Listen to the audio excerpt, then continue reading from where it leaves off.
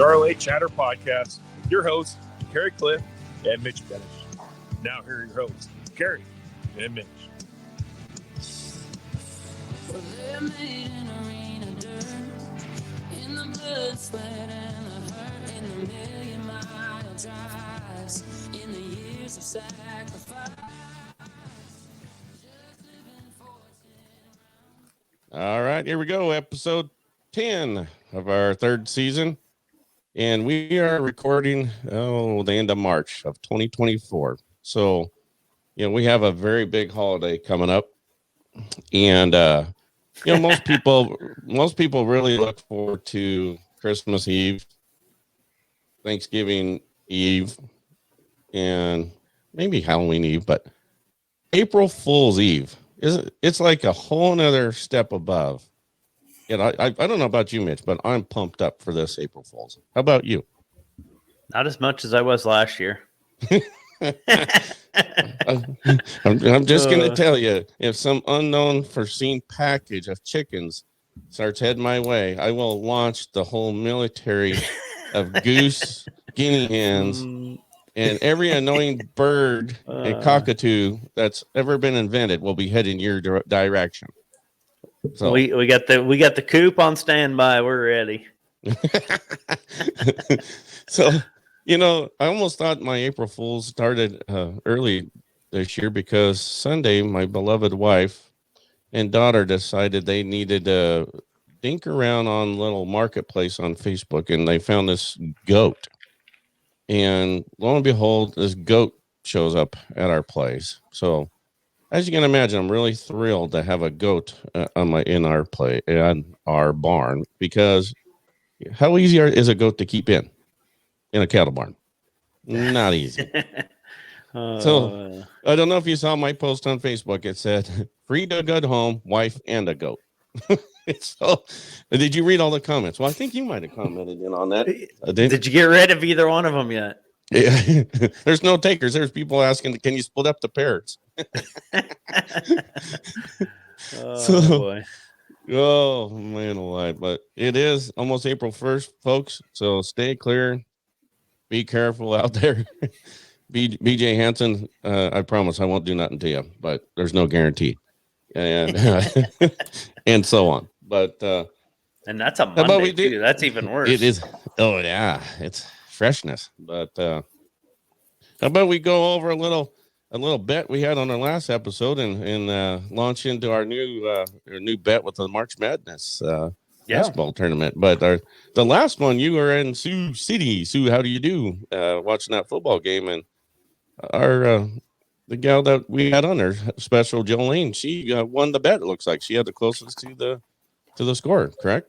Yeah, you know what? I was watching the game and I was like, holy cow, for a little bit there, it was a little bit lower scoring than what they're used to. And I'm like, I ain't even close. So I was really rooting. And then they started tearing it up and it looked like we were going to make it. And yeah, I mean, honestly, you and Jolene were like right there. But yeah, she looked to be just a little bit closer. I can't remember what the final score ended up being, 45 to 20 something maybe. But but yeah, god darn, that was a fun game. If you ever get a chance to go to those indoor football games, them guys are they're definitely athletes. I mean, they're pro athletes, and it's unbelievable to see actually just how hard they do play for making quite a bit less as playing indoor football than in the NFL. But their passion's still there. So I wonder if those guys go on to play in the NFL. Do you think? I mean, there actually is some, yes. It's kind of a stepping stone for some of them. So they got a lot of good young athletes there. But like the one kid, I shouldn't call him a kid because he's 35 years old, but he's played for them for 12 years already. Wow. He was their star running back. He actually graduated from the same high school that I did and my kids did. So had that in common. So yeah, his mom and dad were there and they came over and talked to us. We had a little box suite because we sponsored, and his mom came over and talked to us. And she actually was the maintenance lady at the high school when my kids went to high school there. So She remembers Carly, my little Carly. She called her. No, that's awesome. That's awesome. Carly was a little turd when she was she was a little kidder. So, She still is. so you're saying there might be a chance for you to get back or get into football, and you could be their water boy or a punter. There was, I want to say their quarterback was 42 or 43. Wow. But Really? So he was their offensive coach, but he came out of retirement to score his 200th touchdown on the same night that his coach scored his 100th or made his 100th win. So it's kind of a crazy. double. Yeah. You would never say he came out of retirement. I mean, the guy, it was phenomenal. But so there's chance for you. I doubt it. Nope. No. Water boy, maybe. Water boy. Water Mitch. Yeah. So let's go over this March Madness that we got going on. Washington State University, they won in the first round and lost in the second. So obviously I was rooting on my old college, but they are out. But we still got Gonzaga University, which is from Spokane, Washington. So they're playing Purdue here. Number one Purdue. That one might be tough, but I am rooting for Gonzaga in it. But that's gonna be a tough one with what they got going on. But there's some good teams with Alabama, UNC going. I think that one will be. I think UNC, North Carolina will take that, and then Illinois and Iowa going at it, and then obviously Gonzaga, Purdue, Duke, and Houston. Number one, Houston against Duke. That might be a really, really good one. So UConn against San Diego, Arizona against Clemson. I think Arizona will take that one pretty good, and NC State and Marquette and Creighton and Tennessee. But I don't know. What do you think? Who's your top picks? So Nebraska men's made it for the first time ever, or not the first time ever, but we're looking for a first time ever win in the first round. And turns out we get paired up, both men's and women, with Texas A&M, which was where our old AD went 3 days before the tournament got set. So we were like, come on, let's stuff it to them. Darn it, the boys started out. Our star, Tamanaga from Japan, starts out ripping 3-pointers, makes a layup. He's got the first 8 points, I think, or 7 points, and then they start calling travel foul. They totally took him out of the game. I don't know who to say on the guys' end. Girls, Husker women's made it. They played Texas A&M as well, but they beat them about as handily as Texas beat us. The men's anyways. And so I don't know. Girls, I'm thinking Iowa's got to be tough. I mean, they really can't do much wrong. Otherwise, I would say the old purple Cougar team, whatever that Crimson. No, LSU. Oh, I think LSU is going to be tough. Mm-hmm. So that's my prediction there, but we will see. Creighton's still in. Creighton men's are still in. Girls got beat the other night by just a little bit, and So, well, I'm rooting for the Zags, obviously, but they got a tough road to go, but we'll see what happens. So how about we go on to our special guest today? Let's end. Bruce, are you there? I Caller number 3, Bruce. Oh, he's back. There we go. And Bruce is back.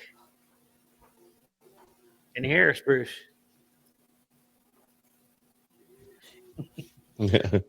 He's like, I'm smiling. I'm back. I don't have my. He's back. Oh. I'm back. Hey, and I don't know. Can you figure out how to turn your camera off? Because that'll help your a little bit, so you won't drop. Especially since we're on the bull tail here now.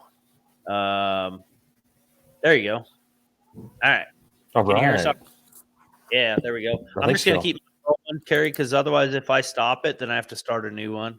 Okay, I stopped on my end. That's fine. I can edit the little section out on mine easy enough. So Okay. all right, So go ahead. Bruce, Start back. Okay, Bruce, Yep, can Bruce you can hear hear us? us. Fine. You're good. Yes, sir. I can hear you. Okay. Yep.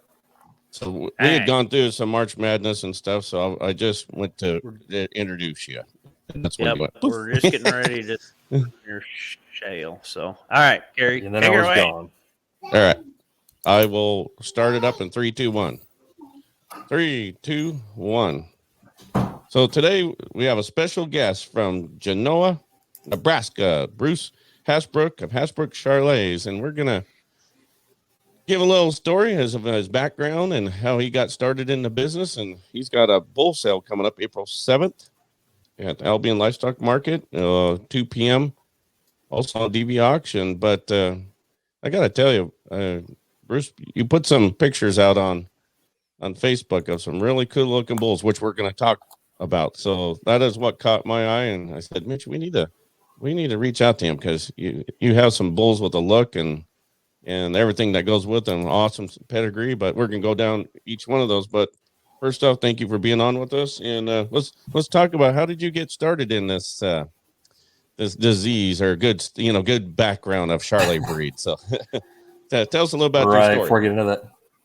Before I get into that, I want to say thanks to Mitch and you, Carrie, for having me on. Our first Charolais cow that we bought was in 2006 when I was in college. I was on a judging team for Lincoln or the University of Nebraska there. And we worked out at Tom Sondrup's, and he had a bred female sale coming up. That was the very first Charolais cow we bought.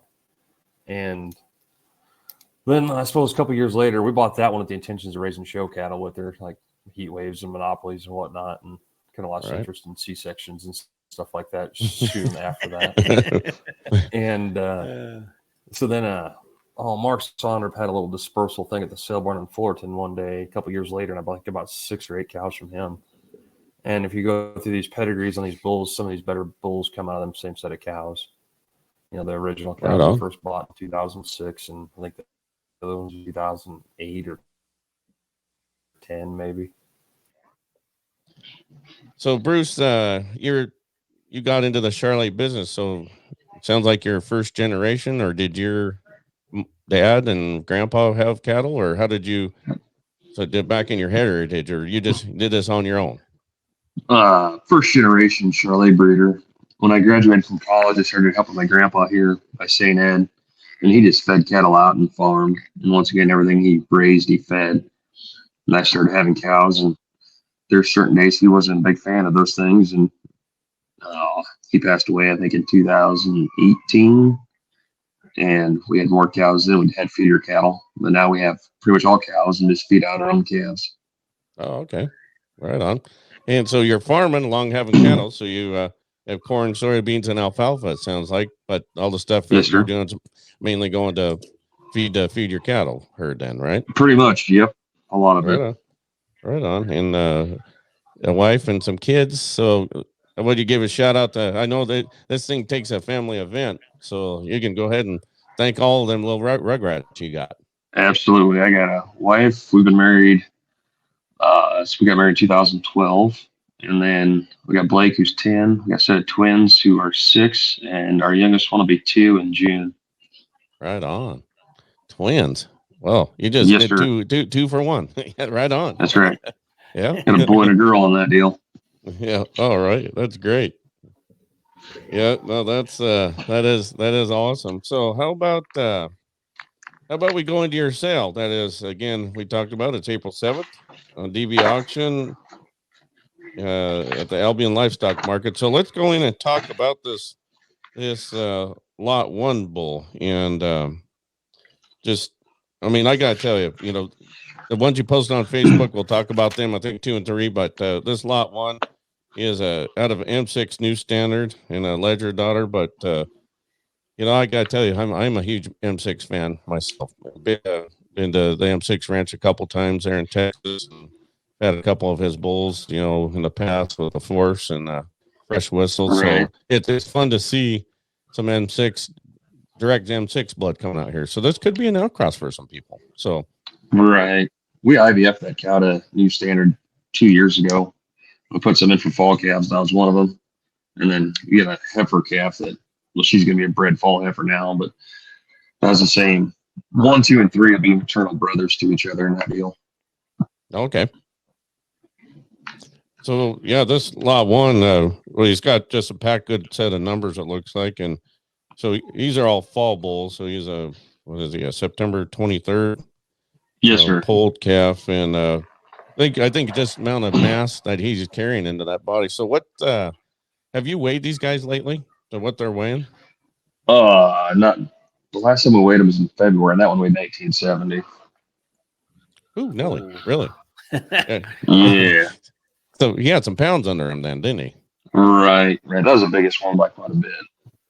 Yeah. Wow, that's great. So yeah, look him up on sale day there. That's lot 1. It's HCF New Standard 22103. He is a direct son of M6 New Standard, which was a great bull out of the Rio Bravo and a grade maker daughter. So this is some good old predictable genetics that I think really could really complement some cattle out there right now.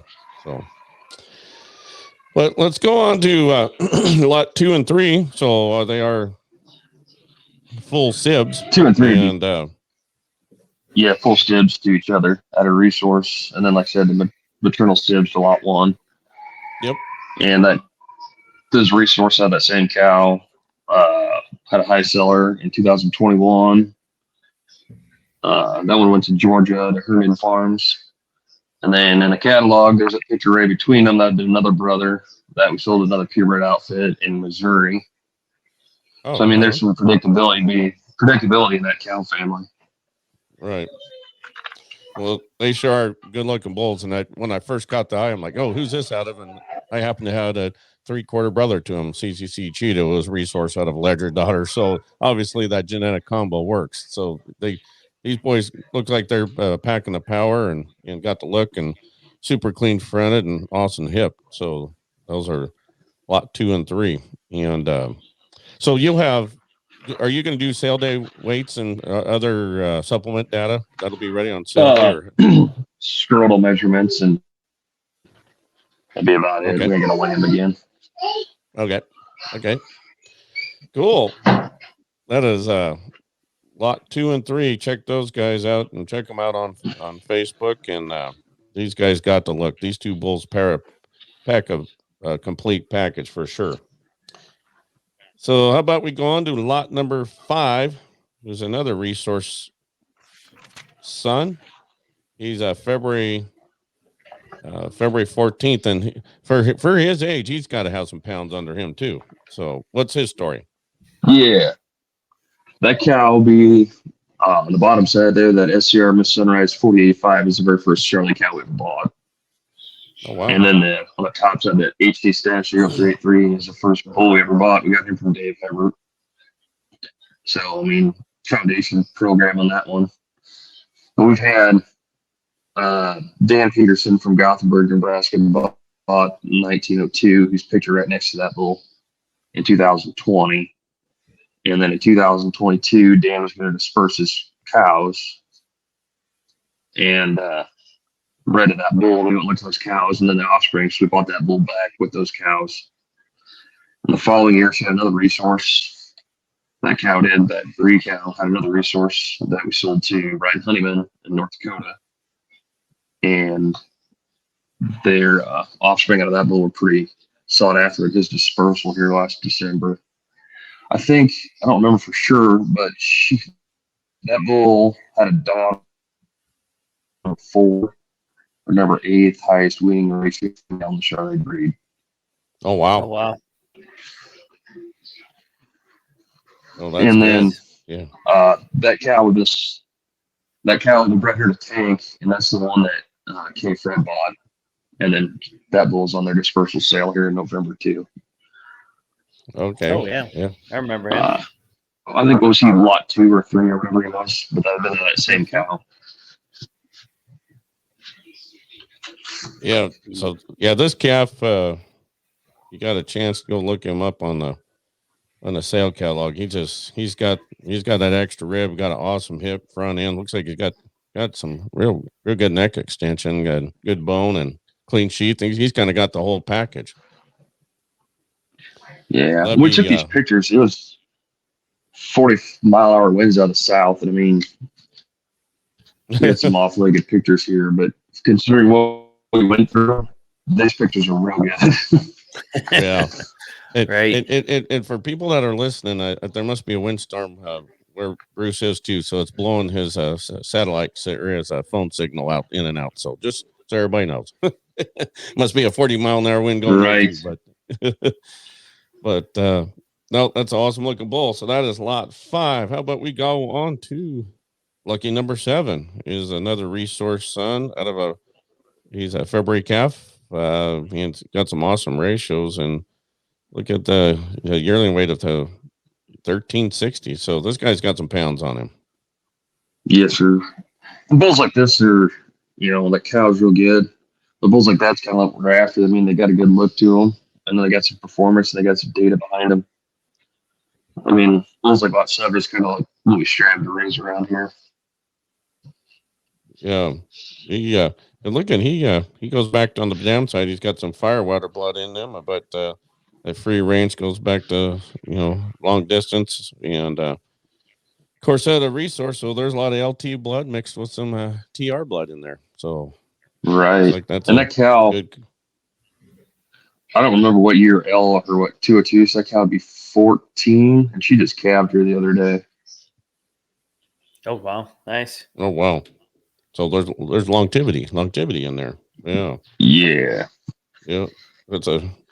There you go. Look at lot number 7. That is HCF Resource 2327. And on to lot numbers. The bull highlight we're going to next is lot number 16. HCF Dakota Rush. Who's a LT Dakota Rush son out of an HC commissioner daughter. So what are you thinking of these Dakota Rush calves? Of just starting to see them coming out now, and what's your take on them as a whole? I like them real well. Last year's our high was Dakota Rush.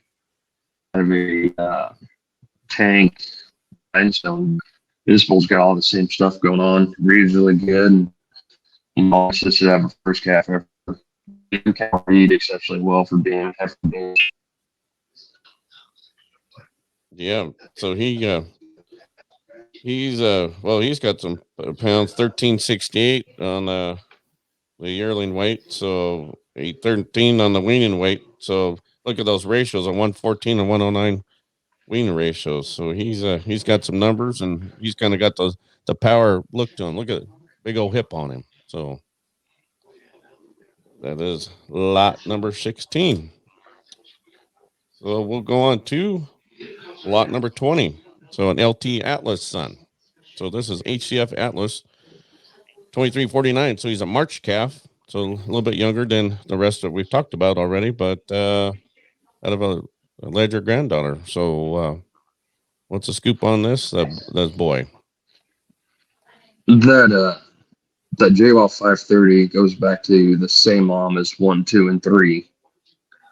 And then the WR Ledger A642 is a bull I got from Myron Benish, Mitch's uncle, at Wagon Hammers, and that was a Ledger at a Wrangler's mom.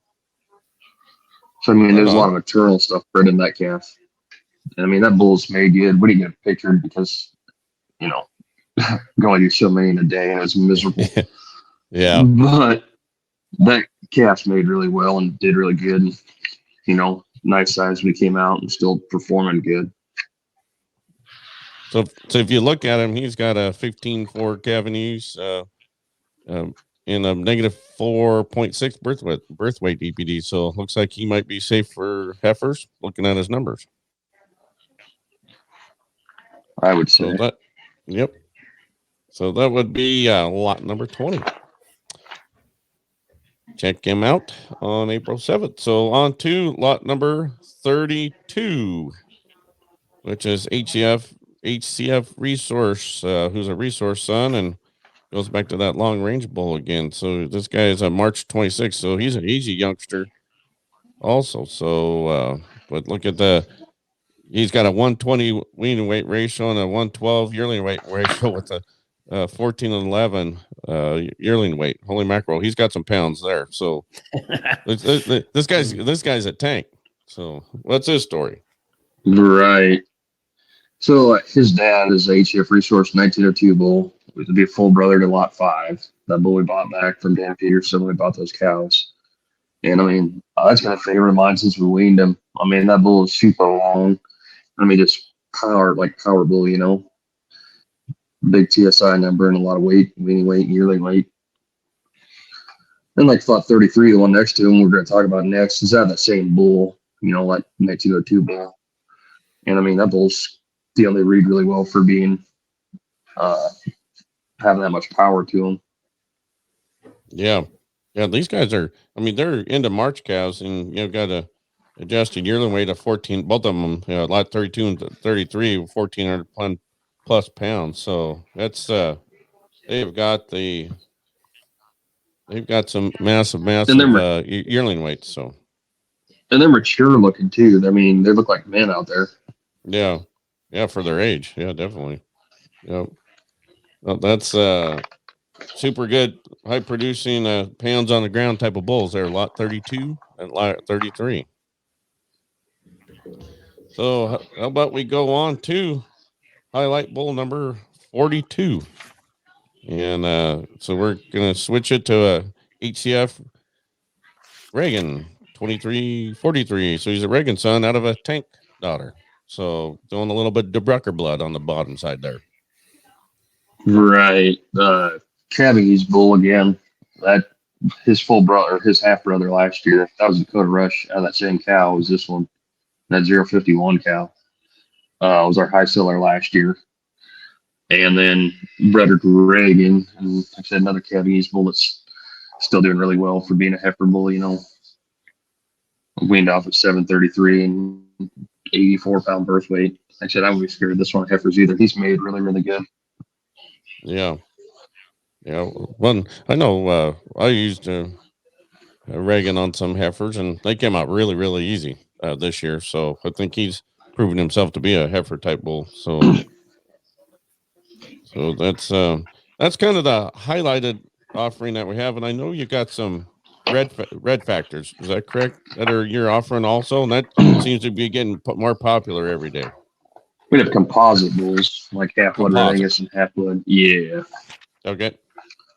The theory behind some of that is some of them younger heifers that are born in like April. We try to get them a calf in February. We breed them to Red Angus bulls. That way, they're not quite mature enough by February comes around. So they'll have these little red guys, and we can go on pretty well marketing some of them bulls and the females, them buckskin colored females. We can go on pretty well trying to sell them too. Right. So these, what you call buckskin. So if they're bred a black cow, what kind of, are they coming out light color, or do they come out black, or what kind of colors are you seeing calves coming out with them crossed up? It depends what them cows got in them. I mean, some of them could be black if they've got a lot of Angus in them. And then some of them, if there's some other stuff, they can have gray calves too. Not rat tails, but I mean, they'll be smokies and stuff like that, what they're used to. Oh, okay. And on red cows, they'll probably be darker red or even red. Well, like I said, I've asked that question to everybody who's bought one, and they said just depends on the cow. Right. Yeah. That's just kind of curiosity, but they sure are some good looking bulls. That lot 70. There, check him out. Look how deep body that boy is. And so he's actually got some DeBrucker blood on the bottom side there, doesn't he? Yes, sir. So Bruce, what are you doing with the heifers that are the heifer mates to these then? Are you keeping those, or are you selling them, or putting those back in the herd? Or There are lot 79 of this. There's going to be about 15 of those. Oh, okay. We're going to sell 20, but I think there's a couple of them we need to take out of that deal to make them real nice. We get them, well, they're all pedic measured, bangs vaccinated, had all their pre-breeding shots and all that stuff, and we'll sell them 5 at a time. We'll sort them by size, and then sell them 5 at a time. So those would be, what are we talking? Probably February, March born heifers. varies. Yeah, it'd be February's, and then there'd be some red Angus reset cows that didn't catch that got Charlie calves or buckskin calves on their side. Some of them heifers are good enough to be in this deal too. Yeah. Right. Well, that should hit pretty good there at Albion. I know what sale barn manager, he kind of likes his reds there, don't he? Maybe you Yes, can talk sir. Tyler into a little bit. he'll be contending bidder on about every lot that he don't get probably. That's right. I got him on Snapchat, and I always see before he was at the sale barn there, he'd I went to the sale barn today, and he'd open the back door, and there'd be 5 or 6 or 3 red Angus cows running out the back, right, adding to his herd, and of course he's running Charolais bulls on him, and I kind of enjoy watching his Snapchats. But how long has he been at the sale barn there? Not very long. No, I think he bought that in July. The first sale he had was a barbecue auction in July. Oh, so he actually bought the sale barn. Yeah. Wow. I didn't know for sure how it all went. I never really seen anything official, but it seems like he he's got some drive. He's been real good. Yeah. Good with the public and stuff. Right. I seen he had his daughter's birthday party there last weekend. Right in the sale ring. Yeah. Yep. Hey, I don't blame him. I would too. He had the place cleaned up nice. So, he's been doing good keeping it cleaned up. Yeah, that's kind of what it takes on some of them older places. Keep the improvements coming, and same thing with our sale barn, our local sale barn here. A friend of mine bought it a few years back, and he's been improving it. It's probably the same age as Albion's there, and them things seen a lot of cattle run through them. So, but so back you're getting quite a few of them in Wahoo anymore. Yeah, they are. They're really pumping a lot of head through there. Their market's been really good. I think they've attracted some buyers and a lot of online buyers after COVID. I think a lot of them got used to. I was going to comment on the lot 2 and 3 bulls mom. Actually, lot 1, 2, and 3. The Ledger with the RC Denver on there. One of my favorite cows that we got in our herd's an RC Denver cow. And I would say she is 14 and she's getting ready to calve here real soon too. So flushed her twice, and I think she stuck AI like 9 times or something like that. Yeah. So it's just right on time, just like this cow does. Yeah. Every time I see that in a cow, I'm like, ooh. I don't know what it is. What was RC Denver? I think goes back to Wyoming Wind, but yeah. So I was too busy. I was too busy flipping the pages, but yeah. There's something with that bull. He didn't read very good or something, but there's only the guy only had like 5 calves or something. Was that the right bull? I don't know for sure. I don't remember. I don't think he read very good. He never really gained as much momentum as he probably should have. No, I think it was a deal that I don't know if his bull sold very good, but the females, I think everybody kept about every one, and he definitely wasn't a good number bull. Probably right when the numbers were starting to add up for people, I guess, or when people start really looking at them. But sometimes you got to go back to the old eyeball. For instance, last year. I value tested all my feed, had it all balanced ration to the hilt, down to the like 10 pounds on a 3,000 pound ration.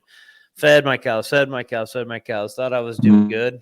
Evidently not very good because they're calving really late this year, and they looked like hell last year. This year, I haven't even plugged the scale in on my feed wagon. My cows are already cycling and calved, and they look so much better. And I actually feel like I'm feeding them less. So I don't know if it's just, I don't know. Maybe I'm not feeding them less. Maybe I'm feeding them more. But kind of goes back to the old. Well, it goes back to the old eyeball or just instinct. sometimes you just got to Right. go with your gut. And shit, the cows were a little hungry. Feed them a little more next day or two. But I don't know. So and it was probably the same with RC Denver. People probably seen him in person and liked him and used him, and numbers are a great tool, and I think our the Charolais numbers are definitely getting better. Maybe Carrie wouldn't agree with some of them being so accurate or the way they're exhibited, but I think if you look at a birth weight number on a Charolais or calving ease number, I think they're pretty accurate. Most of the weaning weight, yearling weight, milk, Right. all of that is pretty conducive to what our product are putting forward, I think. So hopefully, I don't know. All these bulls are 100K tested. Oh, okay. Well, And I didn't realize. Yeah, I didn't realize we, parent verify them because you kick out a couple bulls and a group of cows because you run like 80 or so in a pasture. They go to pass it. So we had to make sure who their dad is. But even if their sire changed, their EPDs won't change but a point or two because of the genomics. Oh. Yep. Uh-huh. I figured to make a big difference changing their sires. It really doesn't. Uh-huh. That's good enough. So in this lot 1 bull, I'm curious. Did you get some females out of that cross? I've got one, a fall heifer that's that same age. Yep. Yeah. So I'm assuming you probably want to keep her and see what she does, because that next generation. Yes, sir. Yeah, that one's pretty nice. Like I said, she should be a bred fall heifer currently. Yeah. Oh, he's got a good. He just got the whole package. Well, 1, 2, 3. A lot of them do. So that's look how he even poses with one leg up in the air too. That's a big that must have been the wind. That was the wind. No, that's the Captain Morgan pose. Yeah, a little captain in him. Gotta change his name now. Thanks, Mitch. Yeah. We'll call him Captain. Captain Standards. Yeah, Captain Standard. I like that. Yeah. Captain High Standards. There we go. Mm-hmm. Oh, so if anybody has questions on these bulls, how would they get a hold of you? I guess if they have some questions, cell phone or best way to get a hold of you? Okay. My cell phone number is 402-367-8222. Okay. So that's again, that is April 7th, 2 p.m. Nebraska time at DV Auction online or live at Albion Livestock Market. So check them out. Go on their Facebook and check out their we'll put the link on our when we pump this episode out, so people can link right up to your catalog. Absolutely. And there's some videos on these guys. So yeah, DV DV Auction. Yeah. Yep. For those that aren't aware or haven't been on DV Auction before, all the lots will have videos, which is nice. And then catalog. I'm not sure how yours is on there. Sometimes they got the catalog where you can just slide right over to it, and then obviously then live bidding, and I think there's even proxy bidding, isn't there, Bruce, where you can pick an amount that you want to go to? I think I've seen that where the max bid thing. Yeah. So accidentally, if you want to put a $6,000 or $7,000 bid on 5 or 10 lots, just make sure you get a trailer load. That's right. We'll allow it. Yes. Well, yes. Mitch is going to put a $50,000 bid on your lot 1. So there you go, Bruce. We just started you out. So that ain't even a max. That's not even a max, but so about my third online sale, we're watching it and it's going kind of slow. And about 3:00 in the afternoon, I get a call from a guy that's now one of my good friends from Alabama, and he's asking about the calves, and he said he's just starting to get back into it with his kids, and he's buying his first projects again, and he was asking about a heifer, and he said, "All right, yeah, she sounds exactly what we're looking for. I'm going to go ahead and put in a bid." and instead of bidding 1,800, he bid 18,000. He didn't put a max bid in. Oh, He bid 18,000. Ooh.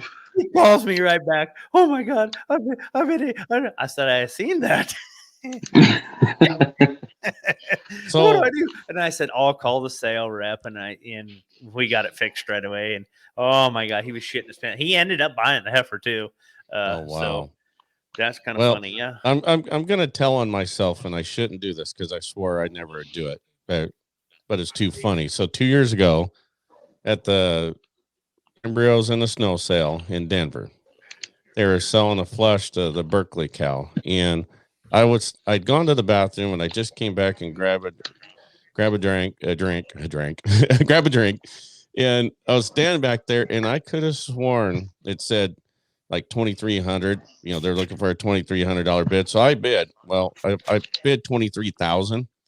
So my daughter just about flipped the lid. It's a good thing that was the year I think she went for 30,000 or whatever it was, and so note to self, pay attention, fully when you're coming back from the restroom and grabbing a cocktail. So yeah, that I don't even know if I've told BJ that one, but it was a funny one. So At least you got out, right?